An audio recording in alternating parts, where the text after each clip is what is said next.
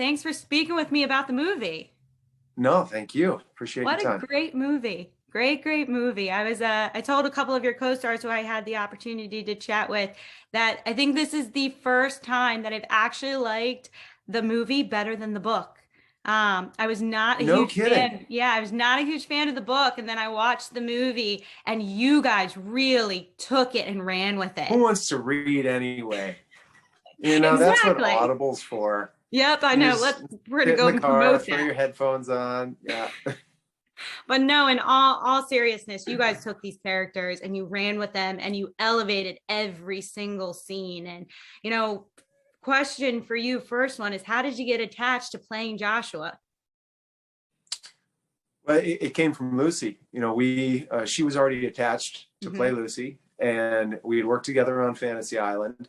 And I think at a certain point, she was basically in charge of finding Josh. And I could be wrong about this, but this is kind of the story that I got, was that she's the one who put me up for it. And I gladly leapt at it. So I think it's really thanks to her. Did you read the book once you got the part to kind of understand the character, or was it something you kind of just skimmed through? No, yeah, it was more of a skim through, to be honest with you. I think because we had such a good script, that I didn't want to play this game in my head of, oh man, I wish we had this, or there's this other part of him. That it was complex enough for me. I've read it since, and it's a lot of fun. Hmm. And it's super steamy. Yeah. Yeah, a My lot more goodness. steamy in the book than you guys make it in the movie, which I actually liked, because you got to see, I thought, in the movie a little bit more of your guys's bond, like how you form the relationship rather than, them just hitting the sheets and that's it.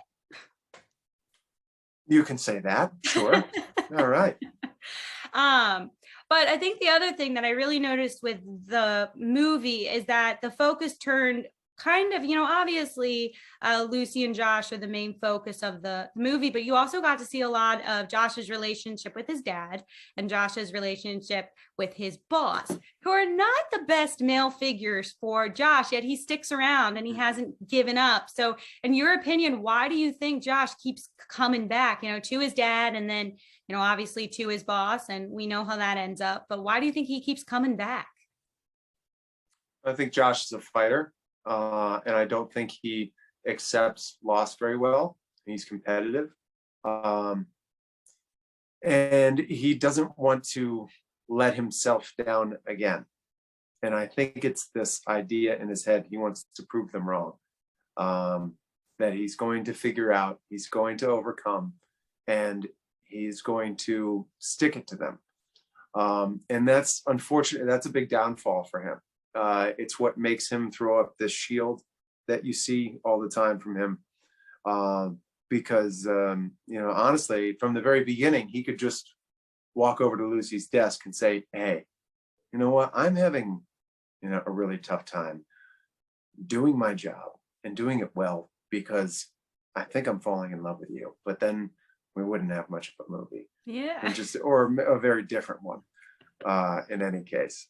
No, he's like, I would say, like plenty of fellas out there. We have a tough time saying, really conveying our feelings, and we choose to bury ourselves in work and whatever other excuse you can use in order to avoid talking about your emotions.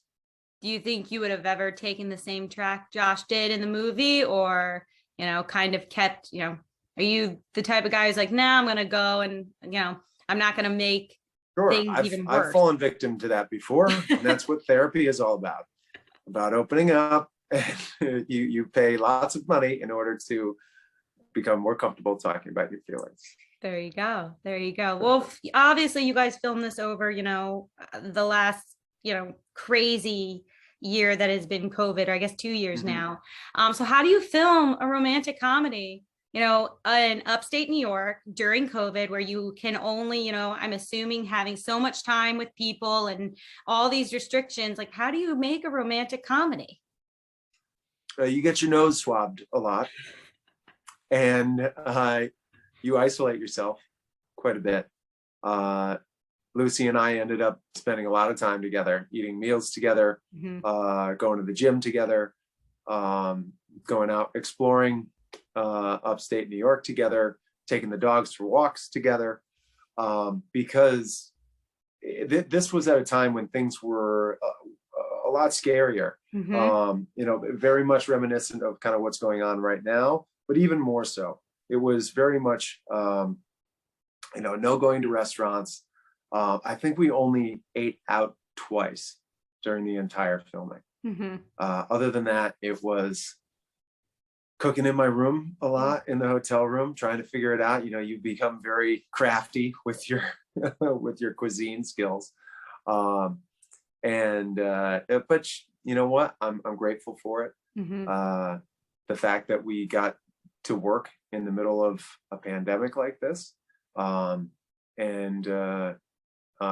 do it in a space where you don't realize it's in the middle of a pandemic. Everybody around us is wearing masks and shields. It's not easy for the crew. It's not. And so I'm just very grateful, and I consider myself very lucky to have been a part of it and shoot it when we did.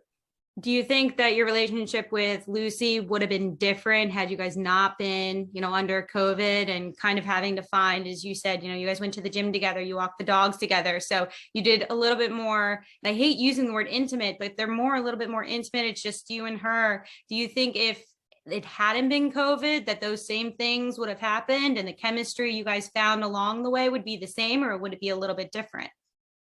Yeah, I would totally say that it added to the performance, that we were spending so much time together, and learning about each other and becoming closer. And when you spend that much time about someone, you find out more about them. And it allowed me to use all of that emotion when portraying Josh.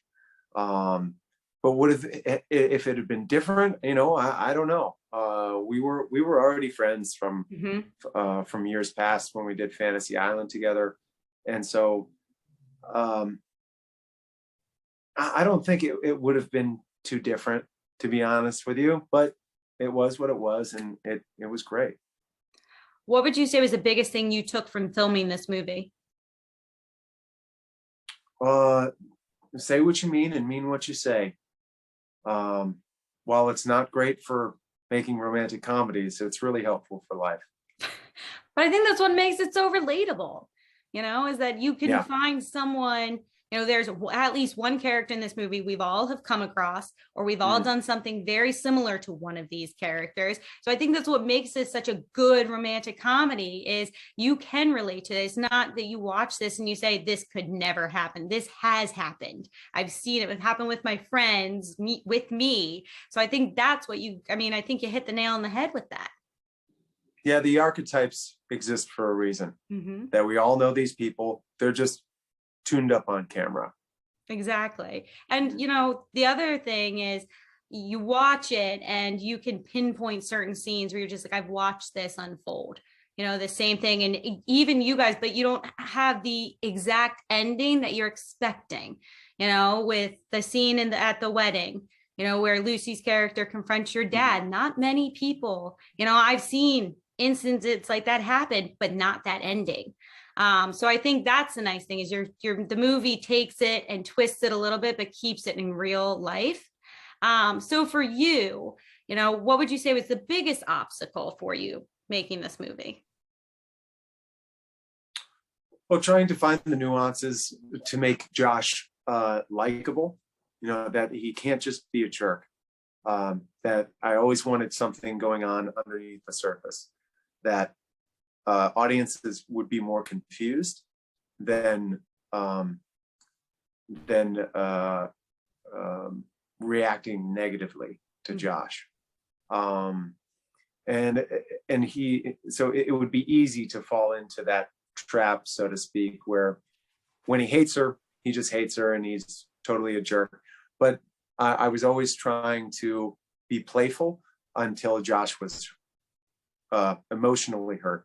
And then throwing up a shield, going back to his self-defense mechanism, where he goes, okay, I'm going to block everything out. I'm going to go back to my work, keep my head down. I'm going to prove my dad wrong. I'm going to prove Bexley wrong. I'm going to do this on my own.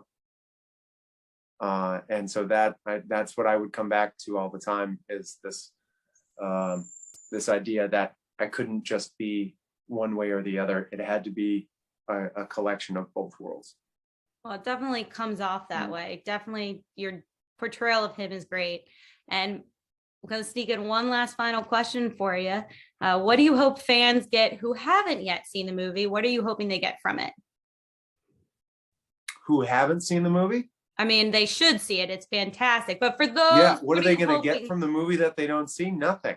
So go out there and get some tickets and go see it. Rent that thing. Hop on your Amazon Prime. Get on your I'm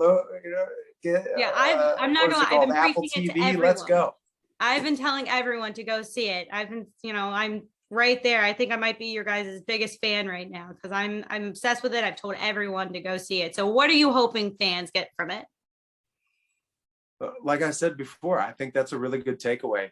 And I hope they have a good time. I hope that it brings some lightness to their life right now. There is so much hardship.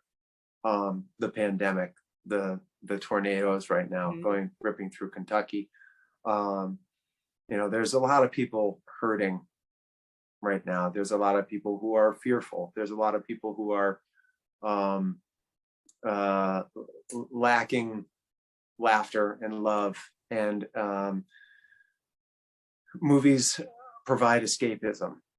And if I can put a smile on somebody's face and make them laugh, or get them hot and bothered a little bit and forget about what's going on out there in the world right now, just for a little while, I think that's part of our job as artists, is to remind people of emotions that maybe they don't have access to in their life at that moment.